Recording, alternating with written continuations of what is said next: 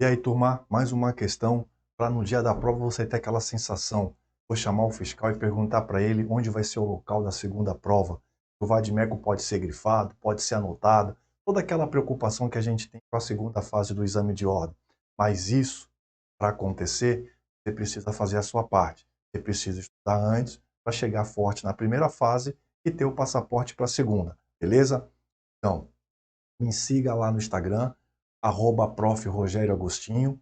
Se inscreva no canal, me ajuda aí com o canal a crescer, a gente conseguir contribuir com a preparação de outros colegas também. Bora lá então, vai detonar com essa prova, pessoal. Vocês vão ser aprovados, beleza? E aí, lista de nomes aprovados, o que falta? A pizza com a borda recheada e aquela coca bem gelada para consagrar toda a nossa preparação. Comigo? Então, olha só. José da Silva, prefeito do município X, integrante do estado Y. Ele possui familiares que pretendem concorrer a cargos elegíveis nas próximas eleições. Sobre essa situação, assinale a afirmativa correta. Pois bem, chefe do executivo que gera a inelegibilidade reflexa ou por parentesco, né? Mas essa inelegibilidade reflexa ou por parentesco, ela ocorre apenas no município em que ele é prefeito, no município X. Então, qualquer parente dele que queira concorrer a cargo eletivo dentro desse município vai estar inelegível. Qualquer parente, Rogério, calma, qualquer parente consanguíneo, afim, por adoção, até o segundo grau. Já falamos isso em vídeos anteriores, né? Se for terceiro grau, não estará inelegível, tá?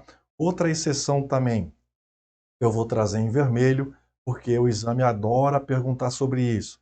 Se for titular de cargo eletivo e for candidato à reeleição, se o parente até o segundo grau já for titular de cargo eletivo e candidato à reeleição, eles também está apto a concorrer.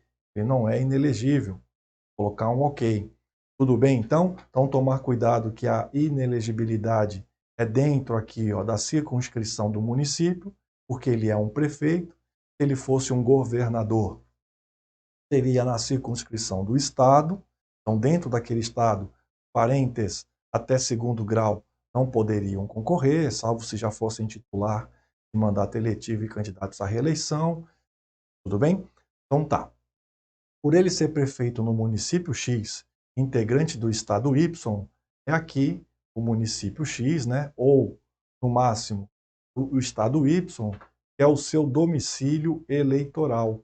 Domicílio eleitoral do José da Silva é o município X e o estado Y. Tudo bem? Se ele quiser concorrer a outro cargo fora do estado Y, ele não poderá. Por quê? Porque ele não vai ter domicílio eleitoral. O domicílio eleitoral hoje, depois da reforma, requer 6 meses de domicílio eleitoral antes do pleito. Pois bem, eu acho que a gente conseguiu extrair o que a gente queria aqui. A gente parte agora para as alternativas, rumo ao nome na lista de aprovados. Então, olha só. Alternativa A vai falar o que para a gente? Alternativa A fala: José da Silva Júnior é o filho de José da Silva, ele terá 18 anos completos. Na época da eleição, ele poderá se candidatar ao cargo de deputado estadual pelo estado Y, desde que José da Silva, seu pai, né, que é o prefeito, tenha se desincompatibilizado 6 meses antes do pleito. Ora, pessoal, deputado estadual, nós já vimos, exige 21 anos de idade e ele tem 18. Então, por aqui, a alternativa já está equivocada. Ele não poderia concorrer ao cargo de deputado estadual porque ele tem 18 anos e precisa de 21. Vou marcar com outra cor para não fazer bagunça aqui na nossa cabeça. Pois bem, a alternativa está errada. Mas vamos supor que ele tivesse a idade de 21 anos. Como ele vai concorrer a deputado estadual, que é outra circunscrição, porque o pai dele é prefeito Então, no município que o pai dele é prefeito, que há a inelegibilidade reflexa. Mas ele vai concorrer a um cargo estadual. Então, não haveria inelegibilidade reflexa para o Júnior, para o filho de José da Silva. Ele poderia concorrer. Então, o seu pai não precisava se desincompatibilizar 6 meses antes do pleito para que o seu filho concorresse a outra circunscrição. Mas, repito, a alternativa já estava errada também, porque ele não tem a idade mínima para deputado estadual. A alternativa A está errada. A alternativa B fala: Maria da Silva, esposa de José da Silva, vereadora no município X, no mesmo município que o seu marido é prefeito. Só poderá concorrer novamente ao cargo de vereadora se José da Silva, seu marido que é prefeito, se desincompatibilizar 6 meses antes do pleito. Ora, pessoal, realmente, o marido dela, por ser prefeito, ele gera na circunscrição dele a inelegibilidade reflexa, dentro aqui do município X. Tudo bem, mas ela já era vereadora, então ela cai na exceção que a própria Constituição Federal prevê. Ou seja, se for titular de cargo eletivo e candidato à reeleição, está ok. É a própria Constituição que autoriza. Então ela é titular, porque ela já era vereadora, e ela vai tentar reeleição. Então, para ela, não se aplica a inelegibilidade por parentesco ou a reflexa. Tudo bem? Diferentemente seria, pessoal, presta atenção agora. Agora eu preciso de atenção. Diferentemente seria se ela fosse se candidatar pela primeira vez. Se ela fosse se candidatar pela primeira vez, e como ela ia ser vereadora dentro da circunscrição do marido, que é prefeito, aí sim, aí ela seria inelegível. Mas ela não é, vou apagar aqui, ó, ela é titular de mandato eletivo e candidata à reeleição. Ela poderia sim. Então era o erro da alternativa B. A alternativa C fala assim para a gente: José da Silva, que é o prefeito, poderá concorrer ao cargo de governador no estado Z, não sendo necessário que renuncie ao mandato até 6 meses antes do pleito. Ora, turma, nós vimos, ele, volta lá, ele é prefeito no município X do estado Y, tá? E ele quer se candidatar